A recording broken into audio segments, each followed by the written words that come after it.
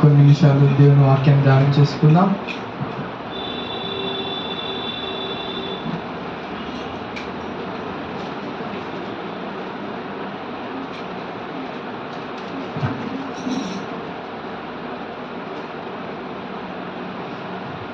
మొదటి సమూయేలు గ్రంథము 9వ అధ్యాయం 17వ వచనం.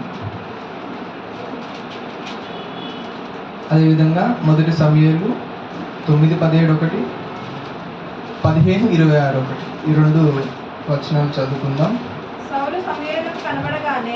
సౌలు సమూయేలునకు కనబడగానే యెహోవా ఇతడే నేను నీతో చెప్పిన మనిషి, ఇదిగో ఇతడే నా జనులను ఏలునని అతనితో సెలవిచ్చెను.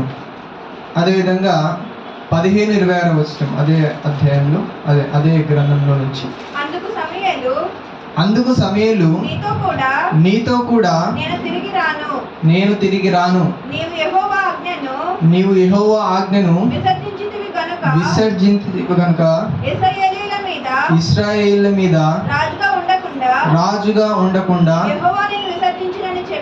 యెహోవా నిన్ను విసర్జించునని చెప్పి. సరే అండి, ప్రార్థన చేసుకుందాం. మహాపరిశుద్ధుడా, ప్రేమ నా తండ్రి, నీకే స్తోత్రం చెల్లిస్తూ ఉన్నాం.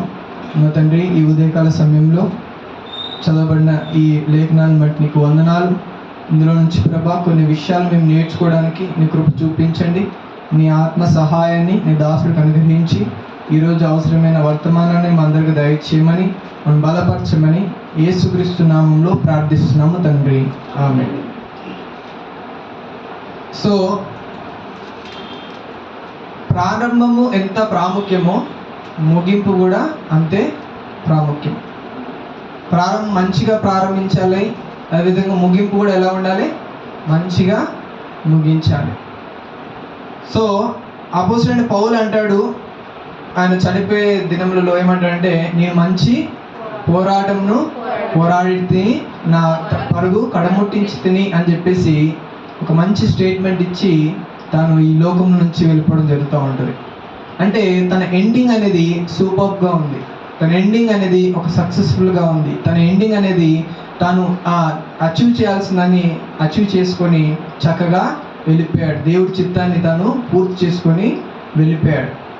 కానీ చాలామంది జీవితాల్లో ప్రారంభం బాగుంటుంది, కానీ ఎండింగ్ ఎట్లా ఉంటుందంటే వర్స్ట్గా ఉంటుంది, దరిద్రంగా ఉంటుంది. కొంతమంది ప్రారంభించినప్పుడు చక్కగా ప్రారంభిస్తారు, కానీ ఎండింగ్కి వచ్చేసరికి ఏమవుతుందో తెలియదు మధ్యలో, కానీ వర్స్ట్గా వెళ్ళిపోతూ ఉంటారు. కొంతమంది కొంతకాలం కొనసాగిస్తారు, మధ్యలో డ్రాప్ అయిపోయిన వాళ్ళు కూడా చాలామంది ఉంటారు. కానీ బైబిల్ గ్రంథంలో మంచిగా ప్రారంభించి వర్స్ట్గా ఎండ్ అయిన లైఫ్స్ ఏమైనా గుర్తుకొస్తున్నాయా మీకు? ఏమైనా ఉన్నాయా? మీ మనసులోకి వచ్చిన కొంతమంది వ్యక్తుల? సంసోను తన లైఫ్ మంచిగా స్టార్ట్ అయింది. పిల్లలు లేని కుటుంబంలో దేవుడు బహుమానంగా ఇచ్చాడు, అభిషేకించాడు, న్యాయాధిపతిగా నియమించాడు, చక్కగా స్టార్ట్ అయింది. బట్ ఎండింగ్కి వచ్చేసరికి ఒక స్త్రీ వ్యామోహంలో పడిపోయి ఎంతో వర్స్ట్గా ఎండ్ అయిపోయిన పరిస్థితి. ఇంకెవరు ఉన్నారా? సొలొమోన్. తాను కూడా జ్ఞానవంతుడుగాను వివేకిగాను చక్కగా పరిపాలించిన వ్యక్తిగాను ఉన్న వ్యక్తి ఏమైపోయాడండి? అన్య భార్యలను పెళ్లి చేసి అన్య స్త్రీలను పెళ్లి చేసుకొని విగ్రహారాధికుడిగా అయిపోయాడు. చివరికి ఎంతో ఘోరమైన ఎండింగ్ తన జీవితంలో మనము చూస్తాం. అదేవిధంగా సౌలు కూడా ఒక వ్యక్తి. దాంట్లో కూడా తన లైఫ్ అనేది ఎంతో చక్కగా స్టార్ట్ అయింది, ఎంతో ఆత్మీయంగా ప్రారంభింపబడింది. దేవుడు ఫస్ట్ వచనం మనం చదివాం కదా, మొదటి సమూయేలు 9:17లో సమూయేలుతో అంటాడు దేవుడు, ఇదిగో ఇతడే నేను ఏర్పరచుకున్న మనుషుడు, ఇతడు ఇజ్రాయెల్ మీద రాజుగా ఉండడానికి నేను అతన్ని ఏర్పరచుకున్నాను, ఎన్నుకున్నాను, తను అభిషేకించు అని చెప్పిన దేవుడు అదేవిధంగా 15వ అధ్యాయంకి వచ్చేసరికి 26 వచనాలకు వచ్చేసరికి తిరిగి రాను, నీవు యెహోవా ఆజ్ఞను విసర్జించు కనుక ఇజ్రాయేల్ మీద రాజుగా ఉంటకు దేవుడు నిన్ను విసర్జించాడు అని చెప్పేసి అంటున్నాడు. ఎంత ఘోరమైన పరిస్థితి అండి. గాడ్ చూజన్ సాల్, గాడ్ రిజెక్టెడ్ సాల్. ఒక స్థాయిలో ఉన్నప్పుడు ఒక సమయంలో దేవుడు చూస్ చేసుకున్న వ్యక్తి ఒక సమయానికి వచ్చేసరికి రిజెక్ట్ చేయబడ్డాడు, తృణీకరింపబడ్డాడు, త్రోసివేయబడ్డాడు. జీవితాల్లో చాలామంది ఒక్కసారి స్టార్ట్ అయినప్పుడు ఇక లైఫ్ లాంగ్ అలాగే కొనసాగుతూ అనుకోవడానికి వీల్లేదండి. ప్రారంభించినది ముగింపు వరకు కాపాడుకునే వాళ్ళు చాలా కొద్ది మందే ఉంటారు. చాలామంది కోల్పోయిన పరిస్థితి ఉంటుంది. ఉన్నట్టుగా ఉండరు, మొదటిగా ఉన్నట్టుగా జీవితాలు ఉండవు, మధ్యలో పడిపోయిన స్థితిలో ఉంటారు. సౌలులాగా ప్రారంభం చక్కగా ఉంటుంది కానీ కొన్ని లైఫ్స్లో ఎలా ఉంటుందంటే ముగింపు వర్స్ట్గా ఉంటుంది. అయితే దేవుడు ఎందుకు కొన్ని ఇట్లాంటి జీవితాలని బైబిల్ గ్రంథంలో రాయించాడు అని అంటే పరిశుద్ధాత్మ ద్వారా, ఎందుకంటే మనం నేర్చుకోవడానికి, మనము నేర్చుకోవడానికి. ఒక వర్స్ ఉంటుంది, only A full learn from his own mistakes but A vice man learn from others mistake అంటాడు. అంటే ఒక అజ్ఞాని, అవివేకి ఏం చేశాడంటే తన పొరపాట్ల నుంచి తాను నేర్చుకుంటాడేమో, కానీ ఒక జ్ఞాని మాత్రం ఏం చేశాడంటే ఇతరుల పొరపాట్లను చూసి ఇతను జాగ్రత్త పడతాడంట. అది తెలివి అంటారు. సో దేవుడు కూడా ఎందుకు కొంతమంది జీవితాల్ని బైబిల్ గ్రంథంలో రాయించాడు అంటే వాళ్ళ జీవితాలను చూసినప్పుడు మనం అలర్ట్ అవ్వడానికి, మనం కూడా ఒకసారి జాగ్రత్తగా మనం కాపాడుకోవడానికి కొన్ని లైఫ్స్ని అక్కడ రాయించాడు దేవుడు. అయితే సౌలు యాక్సెప్ట్ చేయబడ్డాడు, తర్వాత రిజెక్ట్ చేయబడ్డాడు. రాజుగా నియమించబడ్డాడు, రాజుగా త్రోయబడ్డాడు, రాజు యొక్క పొజిషన్ నుండి త్రోసివేయబడ్డాడు. ఏం కావచ్చు, ఏం రీజన్స్ కావచ్చు, ఎందుకు సౌలుని దేవుడు తృణీకరించాడు, ఎందుకు దేవుడు సౌలుని రిజెక్ట్ చేశాడు అనేక రీజన్స్ ఈరోజు మనం చూద్దాం. ఎందుకంటే డౌన్ఫాల్కి కొన్ని రీజన్స్ ఉంటాయి. ఊరికనే ఎవరు పడిపోరండి, ఊరికనే దేవుడు ఎవరిని కూడా ఊరికనే తొక్కుపడాడు, ఎవరిని ఊరికనే తీసివేయడు. ఒక రీజన్స్ ఉంటాయి, కొన్ని కారణాలు ఉంటాయి. ఏంటి ఆ కారణాలు? దేని కారణం చేత దేవుడు ఆయన తృణీకరింపాల్సి వచ్చింది, దేవుడు తనని రాజసింహాసనం నుంచి త్రోసివేయాల్సి వచ్చింది అనే విషయాలను మనం ఈరోజు ధ్యానం చేసుకుందాం. మొట్టమొదటిగా తనలో ఉన్న ఏ రీజన్ వల్ల తను త్రోసివేయబడ్డాడు అని అంటే మొట్టమొదటిది అహంకారము. ఏంటిదండి? అహంకారం, లేకపోతే గర్వం అంటారు, లేకపోతే అతిశయం అంటారు. సో ఇవి తనలోకి వచ్చేసాయి. అతిశయము, అహంకారము, గర్వము అనేది quite opposite to God's attitude. దేవునికి విరోధమైనది ఏదైనా ఉందనంటే, first the most dangerous sin ఏదైనా ఉందని అంటే అది గర్వం అండి. గర్వము. ఒక చోట రాయబడింది ఏంటంటే ఏమంటారు, డౌన్ఫాల్కి ముందు ఏం నడుస్తుందంట? గర్వం నడుస్తుందంట. పతనానికి ముందు, నాశనానికి ముందు ఏం నడుస్తుంది? గర్వం నడుస్తుందంట. సో ఎవ్రీ డౌన్ఫాల్ పర్సన్లో కారణం ఏమైనా ఉంది అని అంటే ఫస్ట్ కనిపించేది ఏంటంటే గర్వం కనబడుతుంది, అహంకారం కనబడుతుంది. సో అవి ఉన్నవి ఇన్లో, సౌల్లో ఉన్నాయి. ఎలా చెప్పగలుగుతున్నారండి ఆ మాట అనంటే మనం ముందుకు వెళ్దాం, చెప్తాను. ఆ యొక్క రీజన్లో ఉన్న ఆ యొక్క వర్స్లో ఉన్న కొన్ని విషయాలు కూడా మనం ధ్యానం చేసుకుందాం. ఈ యొక్క అహంకారం అనేది ఎవరు స్టార్ట్ చేశారు? అసలు ఈ గర్వము, అహంకారం అనేది ఎవరిలో నుంచి స్టార్ట్ అయింది? ఫస్ట్ అంటే లూసిఫర్ నుంచి స్టార్ట్ అయింది. లూసిఫర్ ఆ గర్వాన్ని ప్రారంభించారు. ఫస్ట్ సిన్ ఏదైనా ఉందంటే అది గర్వము. ఫస్ట్ సిన్ ఏదైనా ఉందంటే అది గర్వం. హెజ్కేలు గ్రంథము 28వ అధ్యాయము 17వ వచనం ఒకసారి చదువుదాం.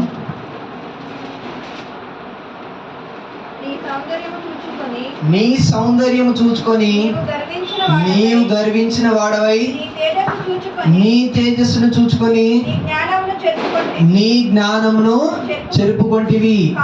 కావున నేను నిన్ను నేలను పడవేసేదను, రాజులు చూస్తుండగా నిన్ను హేళనకు అప్పగించదును. ఇది ఈ వర్స్ అనేది ఎవరికి సంబంధించిందంటే సాతానికి సంబంధించింది, లూసిఫర్కి సంబంధించింది. లూసిఫర్ యాక్చువల్ ఒక ఏంజల్, ఆర్కేంజల్ అంటే ప్రధాన దూత. మోస్ట్ దేవుని తర్వాత నెక్స్ట్ ప్లేస్లో ఎవరిని ఇచ్చాడంటే, ఆ పొజిషన్ ఎవరికి ఇచ్చాడంటే లూసిఫర్కి ఇచ్చాడు దేవుడు. అందంగా తయారు చేశాడు తన్ని. ఆయన పాడుతుంటే మధుర గీతాలు వచ్చేస్తాయి అసలు. ఆయన వాయిస్ అంతా అద్భుతంగా మనోహరంగా ఉండే వాయిస్ తనకుంది, సౌందర్యం ఉన్నది, టాలెంట్స్ ఉన్నాయి, మ్యూజిక్ వాయించే స్కిల్స్ ఉన్నాయి తనకి. అతనికి మంచి జ్ఞానం ఇచ్చాడు. అన్ని రకాలుగా తన్ని బ్లెస్ చేసి దాన్ని దేవుడు ఆయనని తయారు చేస్తే ఆయన ఏం చేశాడంట, గర్వించాడంట. ఏమని గర్వించాడు? నా అంత అందంగా ఎవడున్నాడు, నా అంత జ్ఞానవంతుడు ఎవడున్నాడు, ఆ దేవుని తర్వాత నేను ఉన్నాను కదా, దేవునితో సమానంగా నేను ఉండాలి అని ఆశించాడంట. తన మనసులో గర్వించాడు. తన అందాన్ని బట్టి, తన జ్ఞానాన్ని బట్టి, తన టాలెంట్స్ని బట్టి, తన స్కిల్స్ని బట్టి ఏం చేశాడు? గర్వించి ఇంకా దేవుడితో నేను సమానము ఇక అనుకున్నాడు. ఇక దేవుని సింహాసనం పైన కూర్చోవాలని మనస్సులో అహంకారంతో ఆశించాడంట. దేవుడు ఏం చేశాడండి? పడవేశాడు.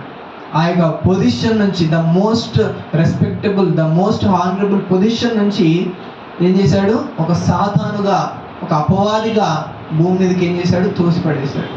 He lost that position. దేని కారణం చేత అంటే గర్వం వల్ల, అహంకారం వల్ల వాడు కోల్పోయాడు.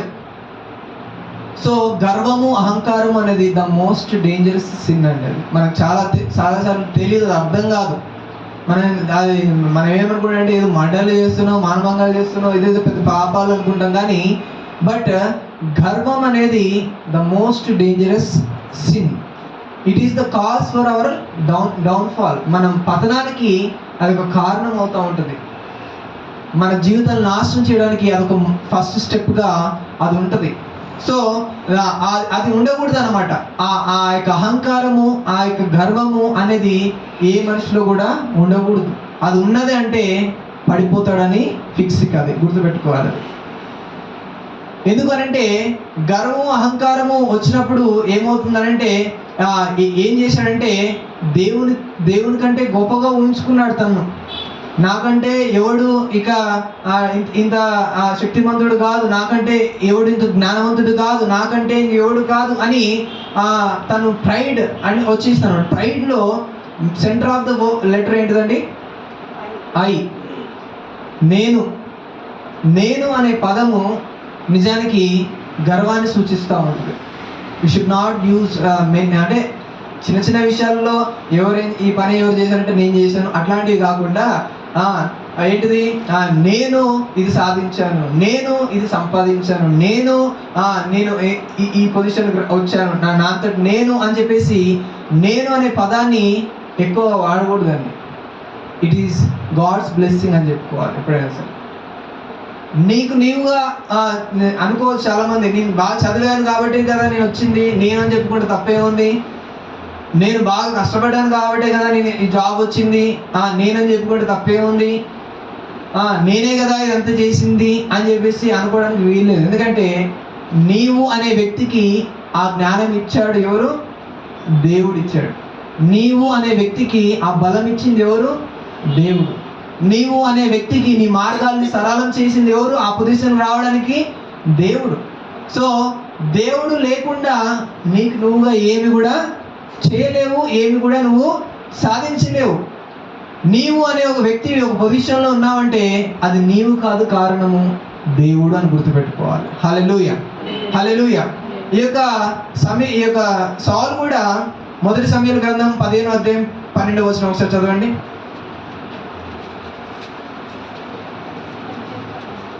15:12.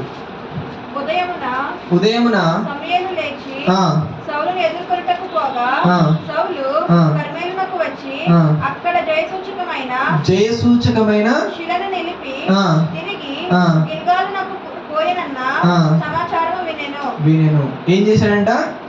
జయసూచిక శిలను నిర్మించాడంట. ఎవరు? సౌలు. ఈయన ఒక దేశం పైన యుద్ధానికి వెళ్తాడు, అమాలేకీయుల పైకి యుద్ధానికి వెళ్తాడు, యుద్ధంలో గెలుస్తాడు. గెలిచిన తర్వాత మెమోరియల్ మాన్యుమెంట్ ఒకటి పెట్టాడనమాట. ఏంటిది? ఈ ఒక స్తూపాన్ని నిర్మించేసి ఏమని పెట్టుకున్నాడు అక్కడ, సౌలు అనే నేను విక్టరీ సాధించాను వీరి పైన అని చెప్పేసి ఒక స్తూపాన్ని పెట్టుకున్నాడు. విజయం ఇచ్చింది ఎవరు అక్కడ? దేవుడు. బట్ పేరు ఎవరి కోసం, ఎవరు పెట్టుకున్నాడు? ఎవరి కోసం, ఎవరి గ్రేట్నెస్ కోసం అది కట్టించుకున్నాడు? తన గ్రేట్నెస్ కోసం కట్టించుకుంటున్నాడు. తన పేరు అందరూ చూడాలి, ఇగో ఈ విధంగా ఈ రాజు అనేటైనా గెలిచాడు అని ప్రజలందరూ తెలుసుకోవాలని తన పేరుని హైలైట్ చేసుకోవడానికి, తన పేరుని గొప్ప చేసుకోవడానికి ఒక స్తూపాన్ని అక్కడ కట్టాడు. విజయ విజయం అనే ఆ యొక్క స్తూపాన్ని పెట్టుకున్నాడు అక్కడ. అదే అమాలేకుల పైన మోషే కూడా ఒకసారి నిర్గమకాండంలో కూడా ఒకసారి యుద్ధానికి వెళ్తారు. అమాలేకుల పైన యుద్ధానికి వెళ్ళినప్పుడు యుద్ధం పైన దేవుడు విజయం ఇస్తాడు. విజయం ఇచ్చినప్పుడు మోషే స్తూపాలు ఏం కట్టలేదు, మోషే ఏమి మెమోరియల్ మూమెంట్ ఏం పెట్టలేదు. అక్కడ ఏం చేశాడంటే బలిపీఠం కట్టాడు అక్కడ. హల్లెలూయా. బలిపీఠం కట్టి ఈ విజయానికి కారణము దేవుడు అని చెప్పేసి యెహోవా నిస్సి అని చెప్పేసి పేరు పెట్టాడు ఆ స్థలానికి. హల్లెలూయా. యెహోవా is my banner, is my victory అని చెప్పేసి ఆయన మా ధ్వజము అని ఒక సింబాలిక్ గా అక్కడ పెట్టుకున్నాడు. అంటే ఎవరి పేరుని అక్కడ హైలైట్ చేస్తున్నాడు ఆయన? మోషే దేవుని నామాన్ని గణపరుస్తా ఉన్నాడు. విక్టరీ సాధించింది ఇజ్రాయెల్ ప్రజలే, కానీ ఇజ్రాయెల్ ప్రజలకు విక్టరీని ఇచ్చింది ఎవరు? దేవుడు. ఆయనను గుర్తుపెట్టుకోవాలి తప్ప నిన్ను నువ్వు హైలైట్ చేసుకోకూడదు ఎప్పుడు కూడా. దేవుడు నిన్ను ఆ పొజిషన్లో పెట్టాడు అంటే దేవుడు గొప్ప, అది దేవుడు గణపరచాలి, అది నిన్ను నువ్వు గణపరచుకోవడానికి కాదు. అది దేవుడు సహాయం లేకుండా ఏ మనుషుడు కూడా ఏమి కూడా ఈ భూమి మీద సాధించలేడు. సో సౌలు చేసిన పొరపాటు ఏంటంటే తన పేరును హైలైట్ చేసుకోవడానికి ప్రయత్నాలు చేస్తున్నాడు తప్ప దేవుని కనపరచడానికి ఎప్పుడు కూడా తాను ప్రయత్నము చేయట్లేదు. ఈజ్ యారోగెంట్ అయిపోయాడు. ఆ సింహాసనం మీదకి ఎక్కిపోయిన తర్వాత గర్విష్ఠ అయిపోయాడు, అహంకారి అయిపోయాడు. మొదట్లో ఎలా ఉండేవాడు అంటే చాలా హంబుల్ పర్సన్, నిజానికి చాలా హంబుల్ పర్సన్. చూడండి ఎక్కడ చూస్తామంటే అది మొదటి సమూయేలు గ్రంథము 15-17 వచనం చూడండి.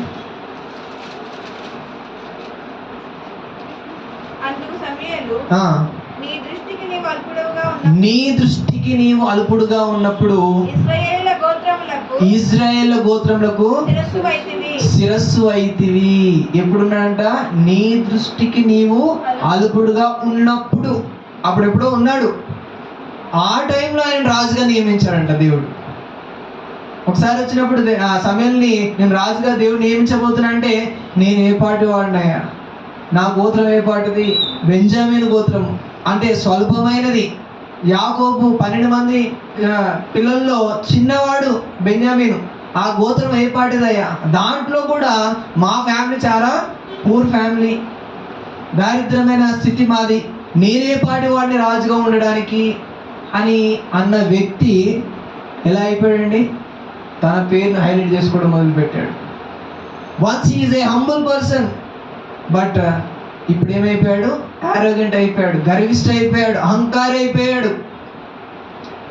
తను ఆ సింహాసనం మీద కూర్చోబెట్టిన దేవుని మర్చిపోయి తనను తాను గొప్ప చేసుకోవడం మొదలుపెట్టాడు, తనను తాను హెచ్చించుకోవడం మొదలుపెట్టాడు. So that is the reason for his downfall. అది ప్రారంభమైంది. ఇక తన జీవితానికి పతనానికి అదొక ప్రారంభంగా మారింది. దేవుడు అందుకనే దాన్ని విసర్జించాడు అక్కడ. రెండోది చూద్దాం. ఇంకోటి ఏంటిదంటే తాను ఆ అహంకారంతో ఇంకోటి ఏం చేశాడంటే యాజకులను కూడా చంపేశాడు. ఎక్కడ చూస్తామంటే మొదటి సమూయేలు 22-17 వచనంలో ఒకసారి చదువుదాం. యెహోవా యాజకులకు మీరు దావీదుతో కలిసినందునను అతడు పారిపోయిన సంగతి తెలిసి నాకు తెలియజేయకపోయినందుకు మీరు వారి మీద పడి చంపుడని తన చుట్టూ నిలిచిన కావలి వారికి ఆజ్ఞ ఇచ్చాడు. ఎవరినండి? ఎవరిని చంపమంటున్నాడు? దేవుని సేవకులు. దావీదుని చంపడానికి ప్రయత్నం చేస్తున్నప్పుడు ఆయన పారిపోయి ఆకలిగా ఉన్నప్పుడు ఒకసారి ఒక ఏరియాలోకి వెళ్ళి ఒక యాజకుని ఇంటికి వెళ్ళి, అయ్యా కొంచెం ఆశ్రయం ఏంటి, ఆ రొట్టెలు పెట్టండి అంటే పాపం ఆకలితో ఉన్నారని చెప్పేసి, ఆయన ఒక మంచి యోధుడు, దావీదు మంచి నేమ్ అండ్ ఫేమ్ ఉంది. దావీదు సౌలు యొక్క సొంత అల్లుడు. వాళ్ళకేం తెలుసండి వీళ్ళిద్దరి మధ్యలో ఇన్ని ఉన్నాయని చెప్పేసి, వాళ్ళకి తెలియదు పాపం. వాళ్ళు ఆహ్వానించారు, వాళ్ళకి భోజనం పెట్టారు, పంపించారు. ఈ విషయం తెలిసిన తర్వాత ఆయనకు ఎలాగో నువ్వు ఆశ్రయం ఇస్తావు, ఆ విషయం నాకు నీకు చెప్పలేదు అని ఎవరిని చంపాడంటే దేవుని సేవకుల్ని చంపాడు. సైనికులు చంపమంటే భయపడుతున్నారు, దేవుని సేవకుల మీద చేయకూడదు అని చెప్పేసి వాళ్ళు భయపడుతూ ఉంటుంటే ఒక అమాలేకుని లేకపోతే ఒక ఏదోమీని పట్టుకొని చంపిస్తాడు, వాళ్ళ చేత చంపేస్తాడు. 85 మందిని చంపిస్తాడు. దేవుడి భయం ఉందండి అసలు? నేను రాజుని, నేను ఏదైనా చేస్తాను, నన్ను ఎవడు అడ్డుకోలేడు అని గర్వము అహంకారము మించిపోయినది, చాలా ఎక్కిపోయింది ఆయనకి. ఆ అహంకారము తన పతనానికి ప్రారంభంగా మారింది. So never encourage pride in your hearts. ఎప్పుడు కూడా అహంకారము గర్వము మీ మనస్సులోకి రానివ్వద్దండి, ఎప్పుడు కూడా రానివ్వద్దండి. ఏ స్థితిలో ఉన్నా సరే, ఎంత మంచి పొజిషన్లో ఉన్నా సరే హంబుల్గా ఉండడము నేర్చుకోవాలి. ఎంత గొప్ప స్థితిలో నీవు ఉన్నా సరే, దేవుడు నిన్ను నిలబెట్టినా సరే నీవు తగ్గించుకోవడము నేర్చుకోవాలి. అది నీ ఆశీర్వాదాలకి మెట్టుగా ఉంటుంది, ఇంకా గొప్పవాడిగా అవడానికి అదొక అవకాశం నీకు ఇస్తుంది.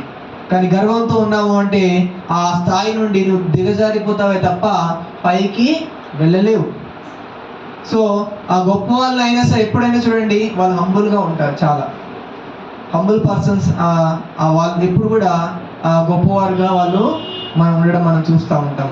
రెండోది చూస్తే తనలో ఉన్నది రెండో రీజన్ ఏంది, తను త్రోసివేయబడ్డానికి కారణం ఏంటిదంటే అసూయ. అసూయ ఉంది తనకి. 1 సమూయేలు గ్రంథము 17:9 అతడు నాతో పోట్లాడి నన్ను చెప్పగలిగినలా. 1 సమూయేలు ఎంత 18:9. కాబట్టి నాటి నుండి సౌలు దావీదు మీద విషపు చూపు నిలిపేను అని అంటా ఉన్నాడు. విషపు చూపు అంటే ఆ చూపులో విషయం ఉందంట, అంటే జెలస్, ఒక రకమైన ఓర్చుకోలేని తనం. ఆయన చూడగానే కడుపులో మండిపోతూ ఉంటుంది, ఇక చూడగానే తట్టుకోలేనంత కోపం వస్తూ ఉంటుంది. ఆయన ఎవరు? మళ్ళా సొంత అల్లుడు, తన కూతురునిచ్చిన అల్లుడు. బట్ స్టిల్ తన మనసులో, తన కళ్ళల్లో ఏముందంట? విషం ఉందంట. జెలస్తో నింపుకున్నాడు, అసూయతో నింపుకున్నాడు తన కళ్ళని. ఎందుకు? ఎక్కడి నుంచి స్టార్ట్ అయింది అని అంటే, గొలియాతుని చంపిన తర్వాత వాళ్ళందరూ జేజేలు కొడుతూ ఉంటారు. ఎవరిని? దావీదు. సౌలుకి 1000 కొలది అయితే దావీదుకి 10,000 కొలది అని ఎప్పుడైతే ఆ మాట వింటాడో కథం, అప్పటి నుంచి స్టార్ట్ అవుతుంది జెలసీగా తన పైన. అసూయ మొదలవుతూ ఉంటుంది, ద్వేషం మొదలవుతూ ఉంటుంది. అమ్మ నాకు 1000, వాడికి 10,000, అట్టగానే కాదు అని చెప్పేసి ఏం చేశాడు? ఇక విషచూపు పెట్టడం మొదలు పెట్టాడు. వీడిని ఎలాగైనా సరే భూమి నుంచి తీసేయాలి, ఎలాగైనా సరే ఈ భూమి నుంచి తొలగించేసేయాలి, వాడిని చంపేసేయాలి అని పగబట్టేశాడు. అసలు ఆయన పైన అసూయపడడానికి ఏముందండి? ఆయన పొజిషన్ ఎక్కడ? దావీదు పొజిషన్ ఎక్కడ? సౌలేమో ఒక రాజు, ఈయన దావీదేమో ఒక గొర్రెలు కాపరి. ఆయన పైన కంపారిజన్ ఏంటి అసలు? ఆయనతో ఈయన అసూయపడడానికి అవసరం ఏముంది అసలు? కానీ అసూయపడ్డాడంట దావీదుని చూసి. ఒక నార్మల్ పర్సన్ చూసి ద్వేషించాడు, అసూయపడ్డాడు. లోపలగా కుట్ర పెంచుకున్నాడు, ద్వేషాన్ని పెంచుకున్నాడు. సో అసూయ అనేది చాలా డేంజరస్ థింగ్. ఏమంటే అసూయ ఎముకలకి కుళ్ళు అని రాయబడింది ఒక చోట. ఎముకల్ని క్షీణింపజేస్తూ ఉంటుంది, మన శరీరాన్ని క్షీణింపజేస్తూ ఉంటుంది. ఎందుకు అంటే అసూయ మన శరీరం పైన చాలా ప్రభావం చూపిస్తూ ఉంటుంది, మానసికంగా, శారీరకంగా, అన్నిటి పరంగా మనల్ని నెమ్మది లేకుండా మనల్ని క్షీణింపజేస్తూ ఉంటుంది. ఇట్ కాజెస్ డిసీజెస్ నిజానికి అసూయ అనేది. సో అసూయ ఎప్పుడు కూడా మనిషిలో ఉండకూడదండి. అనిపిస్తుంది. ఒక దైవ సేవకుడు స్కూల్లో చదువుతున్నప్పుడు అంట అతనితో పాటు చదువుతున్న విద్యార్థులకి మంచి మార్క్స్ వస్తూ ఉంటుంటే తన అసూయ వచ్చేదనమాట. ఆ వ్యక్తిని చూసిన ఫస్ట్ ర్యాంక్ వచ్చే వ్యక్తిని చూస్తున్నప్పుడు తనలో బాగా అసూయ వచ్చేదనమాట, కోపం వచ్చేదంట బాగా. వాడంటే మనసులో బాగా ద్వేషం పెరుగుతూ ఉందంట రోజు రోజుకి. ఏం చేయాలి నాకు అర్థం కావట్లేదు అని చెప్పేసి కొన్నిసార్లు బాధపడతా ఉంటాడంట. బట్ ఆ అసూయ మాత్రం తనలో నుంచి మాత్రము అది పోవట్లేదంట. పోకపోతే ఒకరోజు దేవుడు మాట్లాడంట, నీతో ఒక మాట అడగొచ్చా అని చెప్పేసి అన్నాడంట. అడగండి ప్రభా అని చెప్పేసి అని అంటే ఆ వ్యక్తికి మంచి మార్క్స్ ఇస్తుంది ఎవరు అని అన్నాడంట. ఆ వ్యక్తికి ఫస్ట్ ర్యాంక్ ఇచ్చింది ఎవరు అని అన్నాడంట. ఆబ్వియస్గా ఎవరు ఇస్తారండి? దేవుడే. సో మీరే ఇచ్చారు ప్రభా అని చెప్పేసి అన్నాడంట. నేను ఇచ్చిన దానికి నువ్వెందుకు అసహ్యపడుతున్నావు అన్నాడు. I'm blessing him. నీకు కావాలంటే నన్ను అడుగు, నీకు కావాలంటే నన్ను అడుగు, నేను ఇస్తా తప్ప అతని పైన అసూయ పెంచుకోవాల్సిన అవసరం ఏంది నీకు అన్నాడు. నీకు రావట్లేదంటే something is problem in you. యాక్చువల్గా నువ్వు దానికి అసూయ పడాల్సిన అవసరం లేదు. అప్రిషియేట్ చేయి, కావాలంటే అసూయ పడద్దు. ఎందుకంటే ఆ రోజు నుండి తాను అలాగ ఆలోచించడం మానేశాడంట. ఒక వ్యక్తి దీవించబడుతున్నప్పుడు దేవుడు దీవిస్తున్నాడు, ఆ వ్యక్తి దీవెన వెనుక దేవుని యొక్క హస్తం ఉంది కాబట్టి ఆయన కూడా ఏం చేసేవాడంటే సంతోషించేవాడంట. సో ఒక ఆశీర్వదించబడుతున్నప్పుడు, ఒకరు దీవించబడుతున్నప్పుడు, ఒకరు గొప్పవాళ్ళుగా అవుతున్నప్పుడు, ఒకరు కాళ్ళు కొంటున్నప్పుడు, ఒకరు ఇల్లు కొంటున్నప్పుడు అసూయపడడానికి వీల్లేదు. వారిని దేవుడు దీవిస్తున్నాడు అని సంతోషించాలి మనము. హల్లెలూయా. వారిని దేవుడు దీవిస్తున్నాడు. So no need to feel any jealous on them. వాళ్ళపైన అసూయపడాల్సిన పని లేదు. అక్కడ దేవుడు దీవిస్తున్నాడు, దేవుని హస్తం వారి వెనకాతల ఉంది అని మనం చూడగలిగినప్పుడు అసూయ మనలోకి రాదు ఎప్పటికీ. సో ఇక్కడ చూస్తే ఈ సౌలుకి అసూయ పెరుగుతూ ఉంది. దేవుడు హస్తాన్ని చూడట్లేదు, అక్కడ ఏం చూస్తున్నాడు? అసూయను చూస్తూ ఉన్నాడు. ఒక శత్రువులాగా దేవుడు అభిషేకించిన వ్యక్తిని చూస్తూ ఉన్నాడు. అయితే ఇక్కడ చూస్తే సౌలు దావీదుని పిలుస్తాడనమాట. ఆయనకి ఏం చేసింది? 1 సమూయేలు 18:10 ఒకసారి చదువుదాం.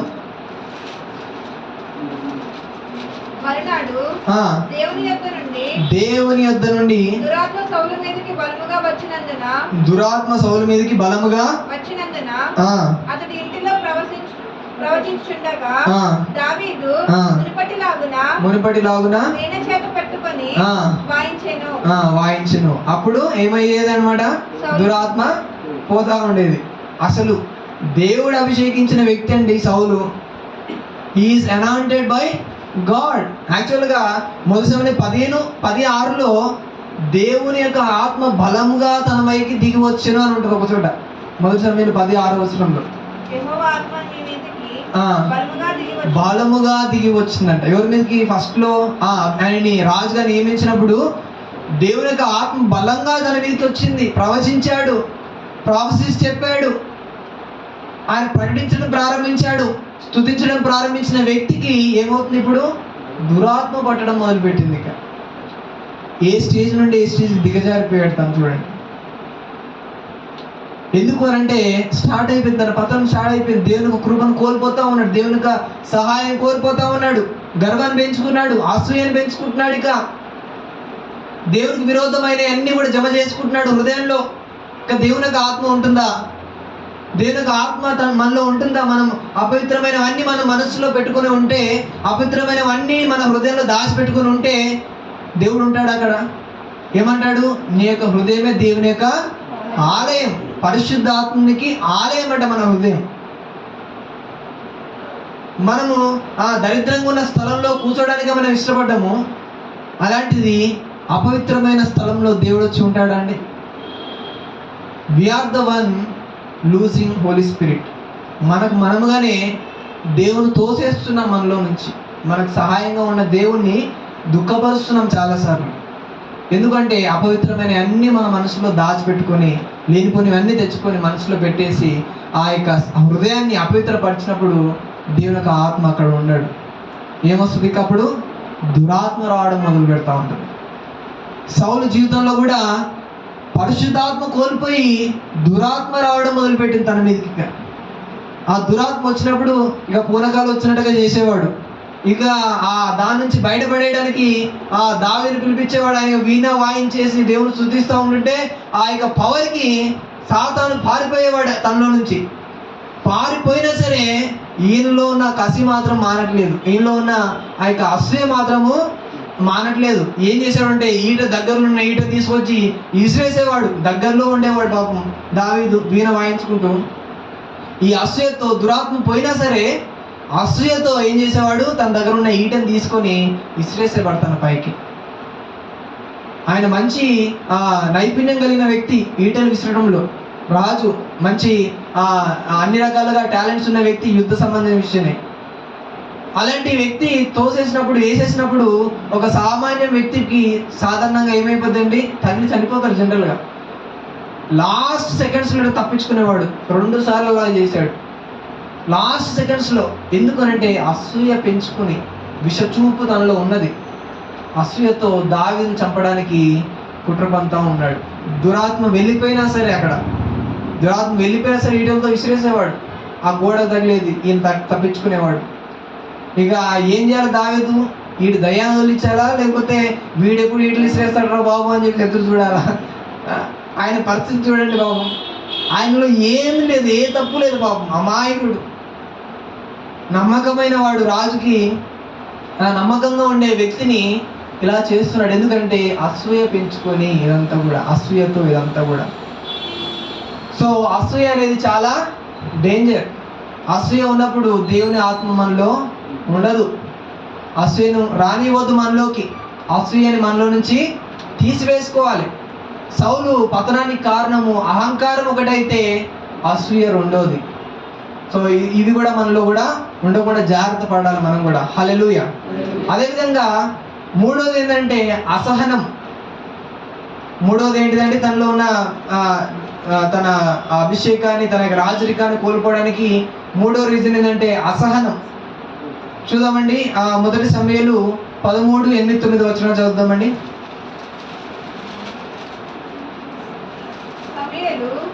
చెప్పినట్టు అతడు 7 దినములు ఆగి రాకపోవటయు జనులు తన యొద్ద నుండి చెదరిపోవటయు చూచి దహన బలులను సమాధాన బలులను నా యొద్దకు తీసుకుని రమ్మని చెప్పి దహన బలి అర్పించెను. అతడు దహన బలి అర్పించి చాలించిన వెంటనే సమూయేలు వచ్చెను. సౌలు అతనిని కలుసుకొని అతనికి వందనం చేయుటకై బయలుదేరగా సమూయేలు అతనితో నీవు చేసిన పని ఏమని అడిగాను.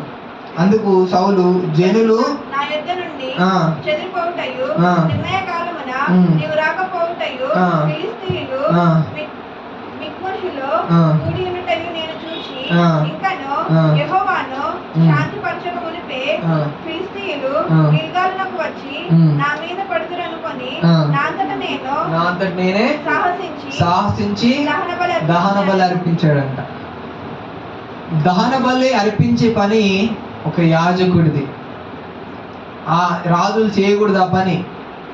ఈయనేం చేశాడు, కంగారు పడిపోయి ఫిలిష్తీయులు వచ్చేసారు, జనులు వెళ్ళిపోతున్నారు, వామ్మో ఇంకా ఈ సమూయేలు వస్తే ఎప్పుడు వస్తాడో ఏమో, ఇక నేనే చేసేస్తాను తీసుకురండి అన్ని అని పట్టుకొచ్చేసేయండి అని యాజకుడు చేయాల్సిన పనిని రాజు పోయి చేశాడు.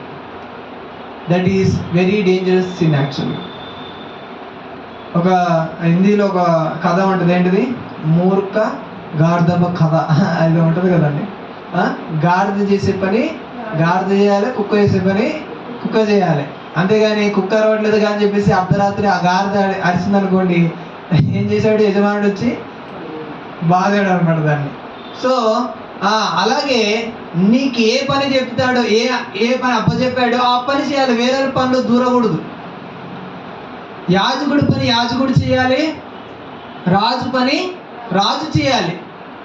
రాజు ఏం చేశాడంటే యాజకుడు చేయాల్సిన పనిని రాజు చేశాడు. అది దేవుని యొక్క ఏమంటారు లాకి విరోధంగా చేశాడు. ఆయన దేవుని యొక్క ఆజ్ఞకి విరోధంగా ప్రవర్తించేశాడు. ఎందుకు అంటే ఇంపేషన్స్, తనలో ఓర్పు లేదు అసలు.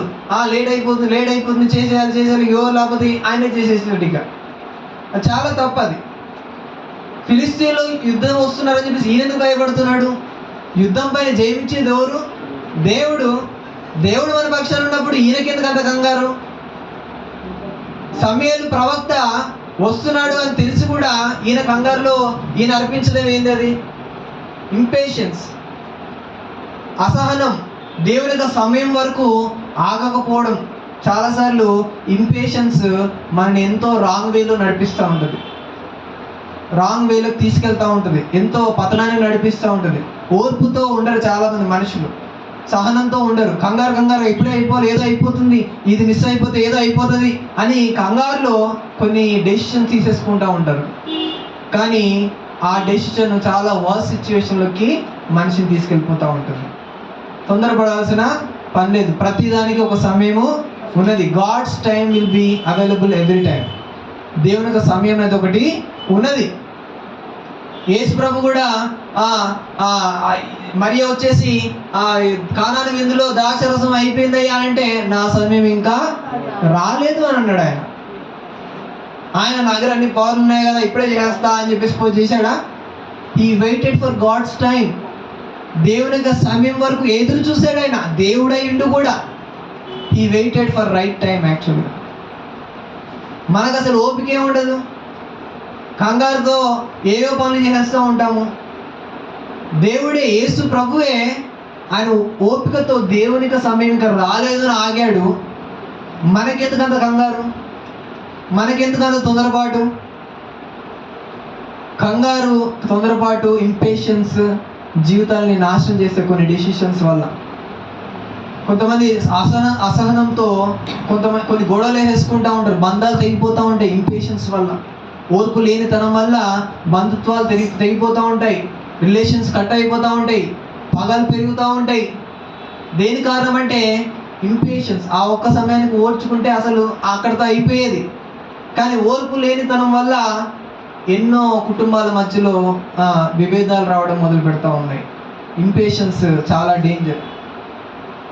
సహనం అనేది ఆత్మఫలం, దేవుని నుండి వచ్చే ఒక ఆత్మఫలం. అది ప్రేమ, మంచితనం, ఇవన్నీ అందులో ఎట్లా ఉంటుందో సహనం కూడా, పేషెన్స్ కూడా ఒక gift of fruit of the spirit. అది యాక్చువల్గా దేవుని యొక్క ఆత్మ చేత నడిపించబడేవారు సహనంతో నడుస్తాడు, ఓపికతో నడుస్తాడు, కంగారు నిర్ణయాలు తీసుకోడు.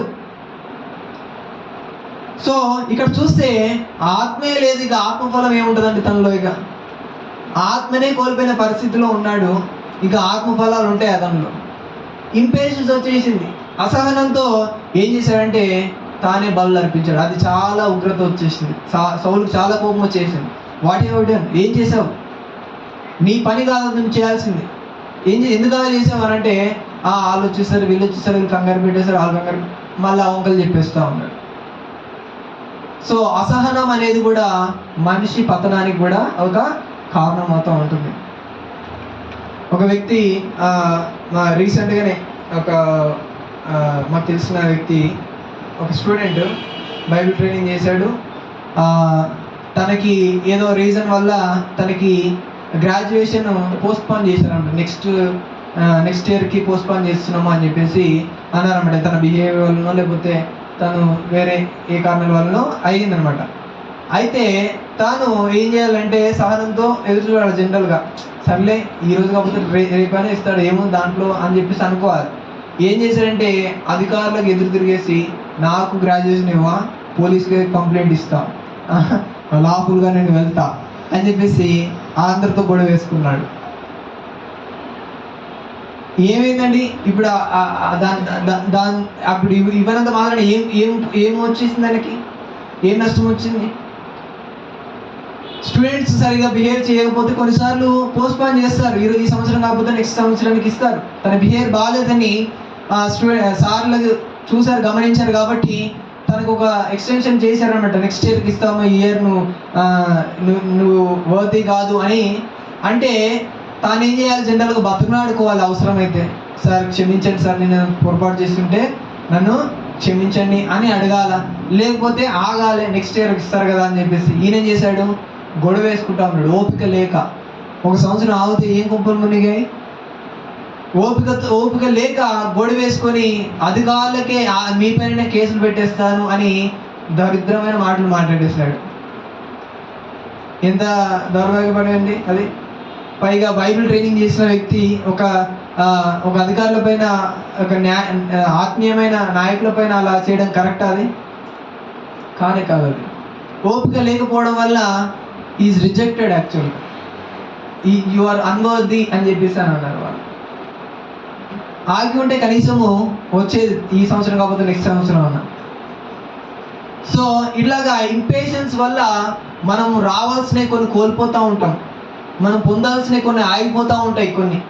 ఎందుకంటే ఇంపేషన్స్ వల్ల, అసహనం వల్ల. సో అసహనము తన పతనానికి అది దారితీస్తుంది. 4వదిగా చూస్తే అవిధేయత. మొదటి సమయాలు 15:3 ఒకసారి చూద్దాం చివరిగా. కాబట్టి నీవు పోయి కనికరింపక హతము చేయుచు పురుషులనేమి, స్త్రీలనేమి, బాలులనేమి, పసిపిల్లలనేమి, ఎద్దులనేమి, గొర్రెలనేమి, ఒంటెలనేమి అన్నిటిని హతము చేసి వారి కలిగినదంతయు నిర్మూలము చేయమని చెప్పాడంట. ఎవరు? దేవుడు చెప్పాడు. దేవుడు ఆజ్ఞ ఇచ్చాడు. రాజుగా ఉన్న సౌలుకి వాళ్ళందరినీ హతం చేయమని ఒక ఆజ్ఞ ఇచ్చాడు. ఆజ్ఞ ఇస్తే ఈయనేం చేశాడు అని అంటే ఏమనుకున్నాడు? 7వ వచనం చూడండి. ఇది 7వ వచనం. 14:7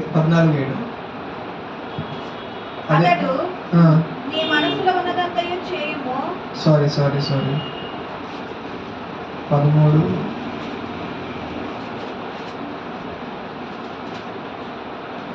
13 15:7 సారీ.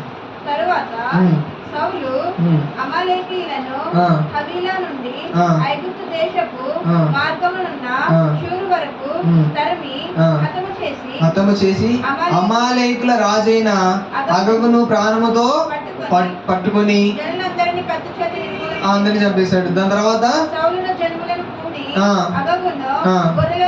గొర్రెల్లోను, ఎడ్లలోను, క్రొవ్విన గొర్రె పిల్లలను మొదలైన వాటిని అన్నిటిని ఏం చేశాడంట? తెచ్చుకున్నాడు. ఇంకా దేవుడు ఏం చెప్పాడు? ఈయన ఏం చేస్తున్నాడు?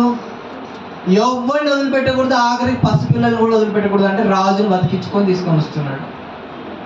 ఏ గొర్రెల్ని, ఏ జంతువుని, ఏ వస్తువుని అన్ని నాశనం చేయాలంటే క్రొవ్విన వాటిని అన్నిటిని పట్టుకొస్తా ఉన్నాడు. దేవుడు ఏం చెప్తున్నాడు? ఈయన ఏం చేస్తున్నాడు? స్పెసిఫిక్గా చెప్పాడు. అందుకనే క్లియర్గా పురుషులనేమి, స్త్రీలనేమి, పిల్లలనేమి, పెద్దలనేమి, ఒంటెలనేమి, ఆవులనేమి అని క్లియర్గా మెన్షన్ చేసుకుంటూ వచ్చాడు ఒక్కొక్కటి. స్టిల్ ఆయన ఏం చేశాడంటే దేవునికి విరోధంగా, దేవుని ఆజ్ఞకి విరోధంగా ఏం చేశాడంటే రాజును చంపకుండా ఉన్నాడు. రెండోది ఆ యొక్క జంతువులన్నింటినీ, క్రొవ్విన వాటినన్నింటినీ పట్టుకొచ్చుకున్నాడు. ఇక దేవుని యొక్క ఆజ్ఞ పాటించకుండా మనం ఏం చేసినా సరే అది పనిచేయదు. ఆయన ఏమన్నాడు ఒక చోట? నేను యెహోవాకు అర్పించడానికే తీసుకొచ్చాను, మీ జనులు చెప్పారు కాబట్టి తీసుకొచ్చాను అంటున్నాడు. ఆయన మీద వేసుకోవట్లేదు. జనులు ఎవరండి? రాజు మాటకి ఏ జనుడైనా చేయకుండా ఉంటాడా? ఏ సైనికుడైనా చేయకుండా ఉంటాడా? అన్నింటిని చంపేయండిరా, ఏది వదిలిపెట్టకండి అంటే వదిలిపెట్టకుండా అవన్నీ పట్టుకొస్తారా ఎవరైనా? ఎవరు అట్లా చేయరు. ఈయనేం చేశాడంటే తన తప్పుని తాను ఒప్పుకోకుండా వేరే పైన కూడా వేసేస్తూ ఉన్నాడు. ఇక నీ జనులు నీ దేవుడికి అర్పించడానికి అసలు ఈయనోడు అన్నట్టుగా చెప్పుకుంటున్నాడు. అసలు ఆయన జనులలో ఒకటి కాదు, ఆయన దేవుడు కాదు అన్నట్టుగా మాట్లాడుతూ ఉన్నాడు. నీ జనులు నీ దేవుడనే యెహోవాకు అర్పించడానికి వాటిని తీసుకొచ్చాడు అని చెప్పేసి అని అంటూ ఉన్నాడు. ఆయన ఆజ్ఞ పాటించకపోగా అబద్ధాలు కూడా చెప్పడం మొదలుపెట్టాడు. ఇక అది పతనానికి కారణమైనది కూడా. సో దేవుని యొక్క ఆజ్ఞలు మనం పాటించకుండా, దేవుని యొక్క మార్గంలో మనం నడవకుండా మనం ఎదగాలి అంటే ఎప్పటికీ ఎదగలేమంటారు. ఎప్పటికీ మనం మన స్థానాన్ని మనము కాపాడుకోలేము. అహంకారం ఉండకూడదు, అసూయ ఉండకూడదు,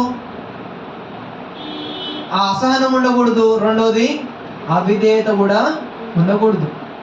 ఇంతకుముందు ఆ యొక్క రాజుగా కాకముందు ఆ గాడిద భూములు ఆ యొక్క గాడిదలు తప్పిపోయినప్పుడు సమూయేలు చెప్తాడు, నువ్వు 3 రోజుల వరకు ఇక్కడే ఉండు నాతో పాటు, నేను చెప్పింది నేను చేయంటే తూచా తప్పకుండా చేశాడు అప్పుడు. కానీ రాజు అయిపోయిన తర్వాత దేవుడు చెప్పిందే చేయట్లేదు. ఇక ప్రవక్త చెప్పింది ఇంకేం చేస్తాడు? దేవుడు క్లియర్గా చెప్పిందే చేయడం మానేశాడు. అంటే ఎంత దిగజారిపోయిన స్థితి ఉన్నది తనది, ఎంత ఘోరమైన పరిస్థితులకు వెళ్ళిపోయాడు తను. దేవుడికి ఎందుకు ఉంచుతాడండి ఆ స్థానంలో? దేవుడు ఎందుకు తను నిలబెడతా ఉంటాడు? ఇక ఒకసారి రాజు అయిపోతే ఇక నన్ను ఓడి తీసేయలేడు అనుకున్నాడు తను. ఇక నన్ను ఓడి ఈ సింహాసనం నుండి తొలగించలేడు, ఈ పొజిషన్ నుండి ఓడి నన్ను దించలేడు అనుకుంటున్నాడు. అనుకొని అహంకారాన్ని, అసూయని, ఆ ద్వేషాన్ని ఇవన్నీ పెంచుకున్నాడు, అవిధేయతలు అన్నీ పెంచుకున్నాడు. కానీ ఎవరిని ఉంచాలో ఎవరిని తీసేయాలో ఎవరి చేతిలో ఉంది? దేవుడి చేతిలో ఉంది. దేవుడిని ఒకరిని లేపాలి అంటే పెంట కుప్పల్లో నుంచి కూడా లేపి సింహాసనం మీద కూర్చోబెట్టగలుగుతాడు. దేవుడు ఎవరైనా పడేయాలి అని అంటే సింహాసనం మీద నుంచి పెంట కుప్పలో కూడా పడేయగలుగుతాడు. ఆయనకు విరోధంగా మనం ఏమైనా చేసి బతకగలుగుతాం భూమి మీద? ఏం చేయలేమండి. ఈ సౌలు అది మర్చిపోయాడు. దేవుడి దగ్గర విచారణ చేయకుండా సోదగా దగ్గర పోయి విచారణ చేస్తూ ఉన్నాడు. ఇక దేవుడు మాట్లాడలేదు, దేవుడు సరించని దేవుడు బతిమాడుకోవాలి. కానీ అవసరమైతే ఎక్కడ పోయాడు? సోద చెప్పేది ఆమె దగ్గర వెళ్ళిపోయి సమూయేలు రమ్మను అని మాట్లాడాలి, నాకు ఏం చేయాలో అర్థం కావట్లేదు అని చెప్పేసి దిగజారిపోయారు. చాలామంది విశ్వాసులుగా ఉండి ఇట్లాంటి పనులు కూడా చేసేవాళ్ళు ఉన్నారు. చాలామంది ఖైదులు కట్టుకొని ఆరు మంత్రాలు చేస్తూ ఉన్నాడు, వీళ్ళు తయారులు చేసి వీళ్ళు సోదులు చెప్తూ ఉన్నారు, నా చెయ్యి చూడు, నా జీవితం ఏంటో చెప్పు అని చెప్పేసి ఇట్లాంటి చేస్తూ ఉంటారు చాలామంది. ఇప్పటికి కూడా ఉన్నారు చాలామంది. పేరుకి విశ్వాసులుగా ఉంటారు తప్ప ఈ సౌలు ఏ విధంగా సోదగాల దగ్గర పోయి జాతకాలు చెప్పించుకుంటున్నాడో అలాగా మనవలు కూడా అట్లాగే చేస్తూ ఉన్నారు. ఎంత దిగజారిపోయిన పరిస్థితి అండి. సౌలు అంతగా దిగజారిపోయాడు. అవి కారణాలు అయ్యాయి తన పతనానికి. అవి దేవుడు చెప్తున్నాడు, బైబిల్ గ్రంథంలో లిఖించి పెట్టాడు. మీరు కూడా పడిపోకుండా ఉండాలి అనంటే, మీరు కూడా మీ స్థానం నుంచి దిగజారిపోకుండా ఉండాలంటే వీటి విషయమే మనం కూడా ఏం చేయాలండి? జాగ్రత్తగా ఉండాలి.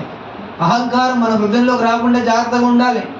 అసూయ మన హృదయంలోకి రాకుండా జాగ్రత్తగా ఉండాలి. అసహనం లేకుండా చూసుకోవాలి, మనం సహనంతో ఉండాలి. అవిధేయులుగా మనం ఉండకూడదు. అధికారులకైనా సరే దేవుడికైనా సరే అవిధేయులుగా మనము ఉండకూడదు. విధేయుల్నే దేవుడు దీవిస్తాడు తప్ప అవిధేయుల్ని కాదు. సో ఇవన్నిటిని కూడా మనం పరిశీలన చేసుకుందాం.